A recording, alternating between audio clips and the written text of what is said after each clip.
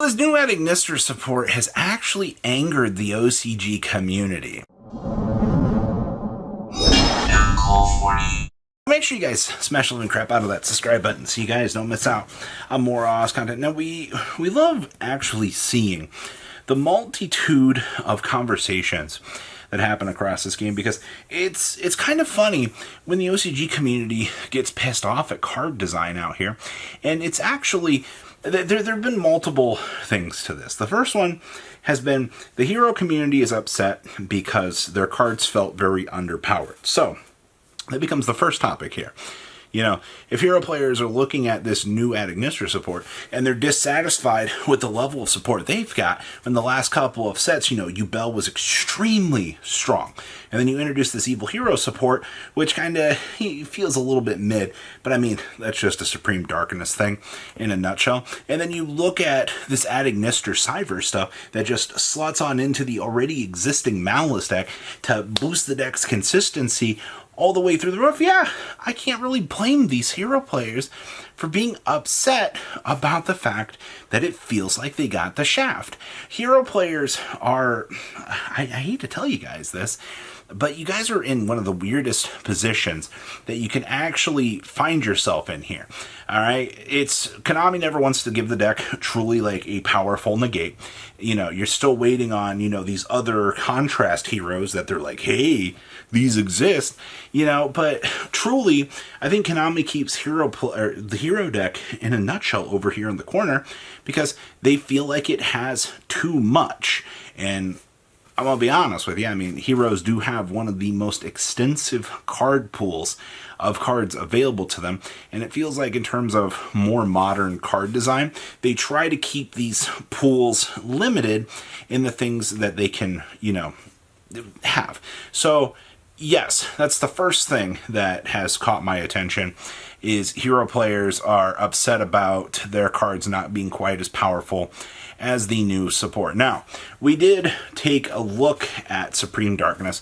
There was a whole case a while back about Supreme Darkness not instantly selling out in Japan. Now, it's really funny that we bring this up because when you look at a set like Supreme Darkness out here, and you see, well, the set is not selling off the shelves out here, so you automatically see, this is kind of interesting.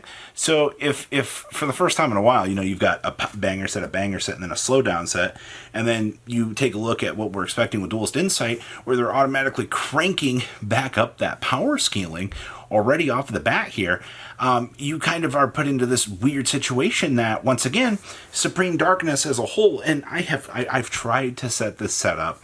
I've tried to say, hey, it's okay to have a set that's not necessarily going to sell great. You know, Konami was relying on those mulch armies, but no matter how you want to spin it out here, when you're looking at the construction of Supreme Darkness as a set, it goes doop doop and then the dip, and then we're going to go head right back up here with Alliance Insight. So it's I get it.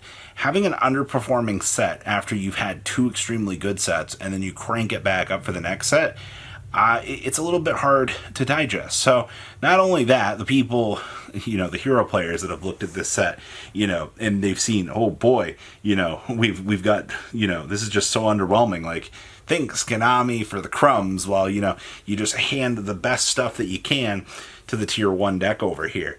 It is what it is. Now, back onto the topic of the Cyverse good stuff. Really, really, really off-putting some of the community. Heroes were the first ones that were upset with this thing. But there have been a lot of people on both sides of the equation. Obviously, you know, OCG still having Circular is a funny one. We can thank who we're going to thank for that. But I don't know what it is, but the Cyverse good stuff pile is really just disliked by a lot of people. The Cyverse good stuff pile is the only deck that has all access to all the firewalls. I think I just saw a combo. I think it was what, 9 possible interruptions off of like a full Cyberse field out here. All right, and I mean that's not even considering the fact that you can probably put Malice cards into this deck, and you can access and do some crazy things like that. You know, you have every firewall underneath the sun that you can access. Even post errata firewall out here does leave a little bit, you know, to be desired, sure. So that does open up a lot more of the conversation piece of, you know, people are just upset that Cyverse has all of this stuff. You know, they're like, oh boy, you know, here we go again. You know, Konami overpowering these archetypes, giving them too much support.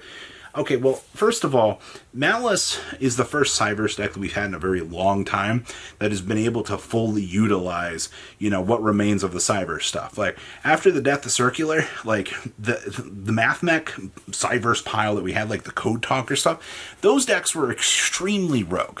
All right, and then, you know, Ad Ignister was always a fan favorite deck, but it never, you know, you ramped things up through COVID. The OCG got to enjoy that deck in a different light than we got to. Trust me, if you look back at some of the tournament results from that era, there were some of the most interesting Code Talker Ad Ignister piles that existed. But the TCG never got to use those variants and test them out. So that's why, like, seeing all this new Cyberse support, it's a huge power up to the people that enjoyed those cards during that era. All right, you got to remember the TCG and the OCG fan favorite decks are going to be two completely different things. All right, you're going to have things over here that we enjoy playing against, and you're going to see things over across the way that's going to look completely different in the card pool for their card choices.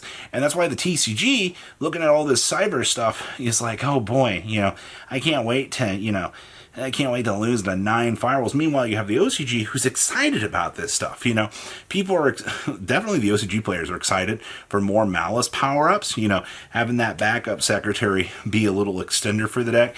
And then to top things off, you know, some of the other options you have in the deck with the reveal and the eye support and the fact you can kind of mix this stuff together. We're heading into a new era of Cyverse good stuff out here, which, once again, TCG players are just like, I hate this. Why do we have to deal with all these firewalls? Well, because, you know, the little Supreme Darkness was the bump in the road. All right. Supreme Darkness was Konami's attempt to dial back the power scaling a little bit in an attempt to fix the Snake Eyes, Diabell Star, fix the Tenpai shenanigans, and, you know, the U-Bell problems that we have. The problem was here, you released a side set that had Malice and Rizal in it, which, you know, while you're trying to fix these problems, you created new inadvertent problems, which is, while you had the dip here, that dip is irrelevant because it's still like this. You just took care of the old problems and replace them with new problems. And we're already seeing with Supreme Darkness turning into the age of, you know, Cyverse support right off the bat out here. It's going to leave a little bit to be desired, and I guarantee you the amount of people that are going to be upset with this is going to be crazy. I just think it's interesting that even if you Nibiru this deck, well, first of all, heading back into a format where Nibiru gains a massive, massive power upscaling is really good. We just kind of head back into this, you know, Nihilus is going to be an extremely good card. You know, the ability to just take away all of this stuff from your opponent. You know, Mulcharmies are probably going to get even more value, especially depending on how much they want to go through the extra deck to try to power up these resources. Don't underestimate Fuluars against the Cyverse deck if you're giving your opponent like 10-15 cards. One droplet still tears that deck apart. Like, I'm sorry to tell you this. You're going to be like, oh, you know, I have 9 interruptions. Yeah, those 9 interruptions are cool, but one droplet with a discard 4 tells me that your whole field is dead, and GG no re. I think being upset over this Cyverse support in the TCG side of the equation, or, you know, feeling shafted with Supreme Darkness, these are all valid concerns. Immediate power creep back up after we try to turn down the dial is a little bit worrisome, but I think having Cyverse kind of come back into the meta will be a little bit refreshing. I also think, you know, depending on how much power, you know, this build's going to have with all the Malice gas that we already have, I think that's what I'm truly intrigued with, is just These are some good cards. They really are. And you know what? It's not just adding Nister that gets to eat good off of this. I think that's why people are upset. Trust me, the adding Nister hat players, they're so happy right now, you couldn't even begin to imagine. But there's always going to be some negativity towards something, as per usual, right? So please, leave a comment down below. Tell me what you guys think. And I will see your beautiful faces back here in a day, guys. Peace out. Patrons, thank you.